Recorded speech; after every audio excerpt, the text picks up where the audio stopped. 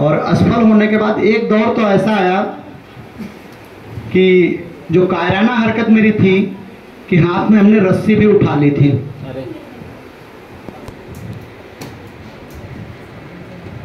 लेकिन उस दौर में जो हमें मिला और उसके बाद जो हमने जीवन जिया, कहते हैं जब सुबह होने वाली होती है तब घनघोर अंधेरा होता है।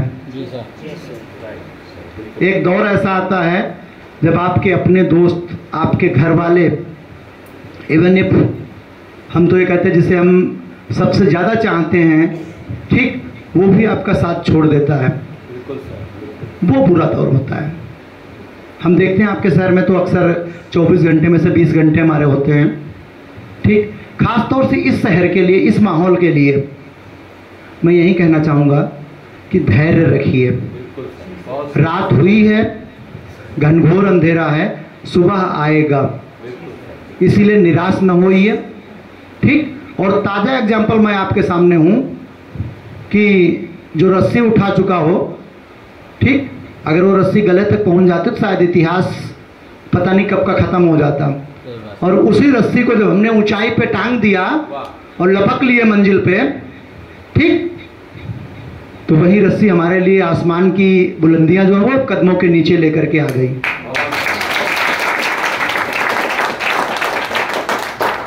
अक्सर देखा हमने यहाँ के लोग, घर पे नाराजगी होती है या निराश होते हैं, घर छोड़ के निकल लेते हैं, ठीक। मैं भी निकला था,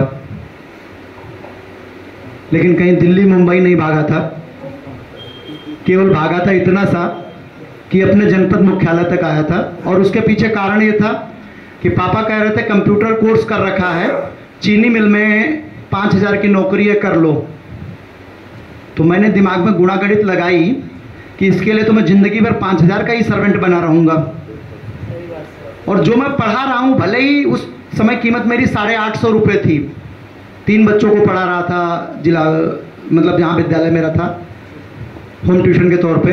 ये बात है आपके 2007-8 की, ठीक।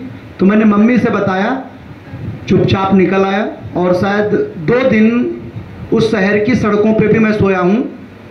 जिस शहर ने हमें एक प्रतिष्ठित कॉलेज में पढ़ाने का मौका दिया, वहाँ पर कैरियर बनाने के लिए 2 दिन मैं सड़कों पे भी सोया हूँ।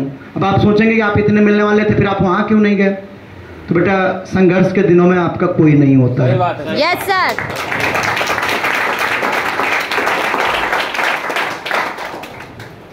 और संघर्ष के बाद हर किसी को सफलता मिल जाए ये भी जरूरी नहीं होती है। लेकिन जितना आपके पास है उतना भी किसी के पास नहीं है। इस चीज को संतोष करिए कि हमारे पास इतना तो है। आप जब रोड पर निकलते होंगे तो कई जगह मानव मंडियां लगती हैं। मानव मंडी से तात्पर्य मेरा ये है कि सुबह के समय लेबर आते हैं, जी सर, ठीक। कई ऐसे होते हैं जैसे ही आता है व्यापारी, चलो बाबूजी मैं चल रहा हूँ। और कई होते जिद बांधे रहते हैं, नहीं मैं लूंगा 500 ही, 10 रुपए कम न लूंगा। और जब 11 बज जाता है तब वो सोचते काश हमें कोई 200 ही दे देता तो आज घर पे चूल्हा तो जल जाता।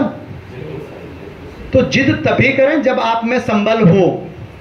और दूसरी जो सबसे जरूरी चीज है कि धैर्य जरूर बनाए रखें, चाहे जिस रास्ते पे चलो। आज की डेट में तो वाली हालत है कि प्रयागराज कुंभ में लोग दतून बेच के भी लखपति बन चुके हैं। Yes sir. ठीक, तो आपके पास टैलेंट है। और फिर मैं ये नहीं कहता मैं टीचर बना भाग के घर से, आप भी टीचर बनो। ये 5 उंगलियां हैं, पांचों बराबर नहीं है। तो हर कोई एक सेक्टर में निकलो जरूरी नहीं है। आपका जो मनपसंद सेक्टर है उसमें निकलिए। आजकल तो डिजिटल वॉलंटियर्स हमसे ज्यादा कमा रहे हैं। जो डिजिटल वॉलंटियर्स हैं, अब तो सरकार ने भी प्रमोशन करना शुरू कर दिया। उनका पॉलिसी दे दी है कि यदि आपके इतने फॉलोअर्स हैं, आप सरकार की नीतियों को आगे बढ़ा रहे हैं, तो आपको सरकार इतने रुपए प्रति महीने दे रही है ना। तो आप उस सेक्टर में बढ़िए, लेकिन बढ़िए जरूर, क्योंकि इतिहास उसी ने बनाया है जिसने पसीना बहाया है। ठीक, रोज सुबह केवल ड्यू छिड़क के ऑफिस, कॉलेज और शहर को आते रहोगे कि जो हमारे आसपास वाले हैं उनको मैं अच्छा लगूं, तो तो आखिरी में सबको अच्छा ही लगना होता है, क्योंकि जब हमारी बॉडी पड़ी होती है तो जो आता है वो अच्छा ही कहता है, बुरा नहीं कहता है। तो वो तो बिना तैयारी किए आप अच्छे रहोगे, लेकिन उन माँ बाप के सपनों को साकार करने में आप अपना पसीना बहाइए। आप अपने दोस्तों का सर फक्र से ऊंचा करने के लिए अपना सर्वस्व दीजिए। और मैं तो ये कहूँगा, कोई भी ऐसा कदम न उठाइए जिससे कि आपके जो अनुज हैं, जो छोटे भाई बहन हैं या परिवार के लोग हैं, उनके लिए बाधक बने।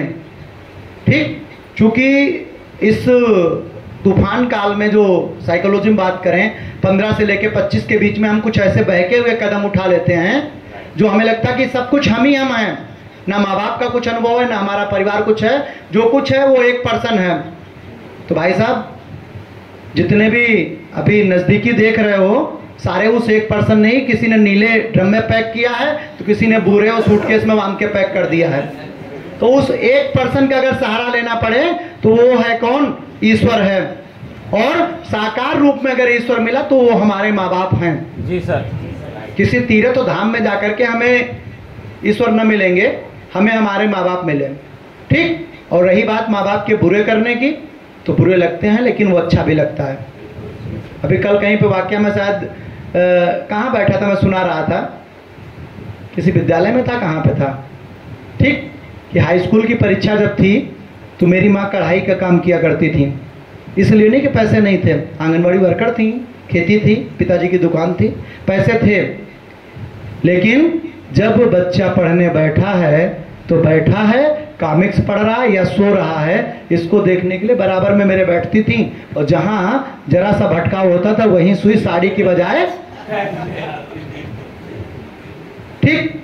तो ये जो आप सितारे देख रहे हो, ये जो आप पिकअप देख रहे हो, इसके पीछे उस माँ का सर्वस्व त्याग है। तो आज भी कई दौर ऐसे आते हैं जब घरवाली कहती है कि माँ गलत कह रही है, कि छोटे भाई के लिए ऐसा कह रही है तो गलत कह रही है, तो मैं उससे यही कहता हूँ कि अगर सोच लो, वो न होती तो मैं यहाँ न होता, और वो है तो मैं यहाँ हूँ। आप अपनी लिमिट्स और मैं उनके लिए सर्वस्व हूँ, क्योंकि मैं नहीं रहूँगा। ठीक। तो एक हिंदी में शुद्ध कहावत है कि जो पत्नी होती है वो दरवाजे तक होती है, ठीक, बेटा जो होता है अग्निदान तक होता है। केवल माँ ऐसी है जो भी त्यौहार पड़ेगा तो उसकी आंखों में आंसू जरूर आएंगे कि हाँ मेरा बच्चा था, भला बुरा लंगड़ा लूला अंधा काना बहरा कैसा भी है, लेकिन वो उसके लिए राजा बेटा ही होता है। तो कई बार उनके निर्णय कड़वे लगेंगे। ठीक। जैसे मेरे पिताजी ने निर्णय किया आपको चीनी मिल ज्वाइन करना है, आज की डेट में उनको अपने निर्णय पे ये रहता है कि अगर मैंने इनको चीनी मिल ज्वाइन कराई होती तो शायद ये यहाँ तक। क्यों? क्योंकि जब शहर के अंदर निकलते हैं तो आज की डेट में भी लोग उनसे मिलते हैं, वो कहते हैं कि फला सर के पिताजी जा रहे हैं। ठीक। अगर वो बाराबंकी पहुंच जा रहे हैं या अयोध्या पहुंच जा रहे हैं तो जहां लोग घंटों लाइन लग रहे हैं वहां बाकायदा उनको वीआईपी सिक्योरिटी मिलती है दर्शन करा के। क्यों? फलाल दल नायक फला कंपनी कमांडर जो थे उनके पिताजी हैं। ठीक। अगर वो शाहजहांपुर आ रहे हैं तो उनको वो सम्मान मिलता है कि फला PSI है, उनके पिताजी हैं। ठीक। तो उनको इस चीज़ का है कि देखो निर्णय लेने दो। मैं यही चीज़, अगर कुछ लोग ऐसे बैठे जिनके अपने छोटे भाई बहन हैं, उन पे बॉन्डेज मत बनाइए, और आप खुद अगर छोटे हैं तो माँ बाप का कहना मानिए। ठीक। मैंने उस समय भले वो कदम उठाया लेकिन माँ की नज़रों में मैं सही था। ठीक। माँ ने कभी भी इस चीज़ को नहीं किया कि हाँ आप ऐसा नहीं। कई बार जब असफलता मिली, थक हार के आया, ठीक, आप लोग तो शायद कई लोग प्राइवेट की भी सेक्टर ज्वाइन कर रहे होंगे। ठीक। तो मैं तो ये कहूँगा जब इंटर कॉलेज पढ़ाने के लिए सिलेक्शन हुआ तो मेरी आंखों में आंसू आ चुके थे। ठीक। और 16 में जब इस SI का रिजल्ट आया तो मेरा पहली लिस्ट में नहीं हुआ, मेरा सेकंड लिस्ट में हुआ था। जब पहली लिस्ट में मेरा नाम नहीं आया तो पड़ोसी सुबह 6 बजे ही मेरे दरवाजे पे आ चुका था। ठीक। अरे आंटी आंटी वो भैया का हुआ नहीं ना, ये पूछने नहीं आता हुआ कि नहीं हुआ, लेकिन भैया का हुआ नहीं ना, क्योंकि उनके पिताजी SI थे, मिनिस्ट्रियल वाले में सब इंस्पेक्टर थे, और वो PhD किए हुए थे, उनकी वाइफ PhD किए हुए थी। मैं उस क्षेत्र में पढ़ रहा था, मैं एक इंटर कॉलेज का एक टीचर ही था, लेकिन हाँ अपने अंदर जज्बा था, कुछ कर दिखाने का हुनर था, और आगे बढ़े। हमने कभी इस चीज़ को नहीं लिया। हम तो ये मानते हैं कि अगर पीछे से कोई चिल्ला रहा है, हमें निगोशिएट भी कर रहा है, तो मैं मानता हूँ आप हमारा हौसला बढ़ा रहे हो। बहरे हो जाइए कुछ समय के लिए, क्योंकि लाइन है वो गाने की ना, कुछ तो लोग कहेंगे, लोगों का काम है कहना। तो ये आप सोच लीजिए, यदि आपकी अंतरात्मा कह रही है I am right, then right. और उसके बाद में कौन? माँ बाप। क्योंकि भाई जब हम नहीं होंगे तो सबसे ज्यादा अगर कोई मिस करेगा, बाकी जितने स्टेटस लगाते आई मिस यू, आई फलाना धमाका, झूठे हैं। ठीक है? तो प्लीज आप सब जहां भी बढ़ रहे हैं अपना भविष्य उज्जवल बनाइए। ठीक, धैर्य बनाइए रखिए। अब सर ने जो आखिरी में छेड़ दिया, कहते हैं दुखती रग पे हाथ रख दिया, तो मैंने आपके सामने ये बहुत कम शेयर करता हूं। ठीक, क्योंकि मेरा मानना है कि हमारा दर्द हम ही तक रहे, जो हमारे पास प्यार है वो बढ़ता चले। लेकिन यहाँ पे सर ने छेड़ दिया तो शायद आप लोग भी कई निराश यहाँ पे बैठे होंगे। ठीक, अक्सर चौराहे पे ड्यूटी होती तो लोग आ जाते थे, तो उनके साथ भी मैं ऐसा करता था। ठीक, जैसे एक तो बता दूं, नाम तो नहीं ओपन करूंगा, बरेली मोड़ पे थोड़ा समय मांगूंगा, ड्राइवर साहब मुस्कुरा रहे हैं कि समय हो रहा है। ठीक, एक नवयुवा ही आया, अब मैं चेहरा इसलिए देख रहा हूँ शायद यहीं ना बैठा हो तो वो फकरे आलम थे वहाँ ड्यूटी पे, सावन की ड्यूटी चल रही थी, 12-12 घंटे की ड्यूटी, सुबह 6 बजे से लेकर के सुबह 7 से शाम के 7 तक रहती थी। तो उनके पास आया, उन्होंने मेरे पास, चूंकि वो गुरु गुरु बोलते थे तो हमारे पास भेज दिया मौज लेने के लिए, सिर्फ कि जाओ गुरु तुमसे मौज लेगा।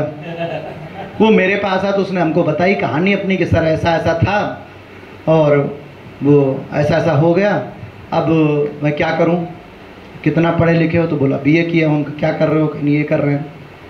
तुमका कुछ करने से पहले एक बार सोच लेना कि तुम्हारे माँ पे क्या गुजरेगी।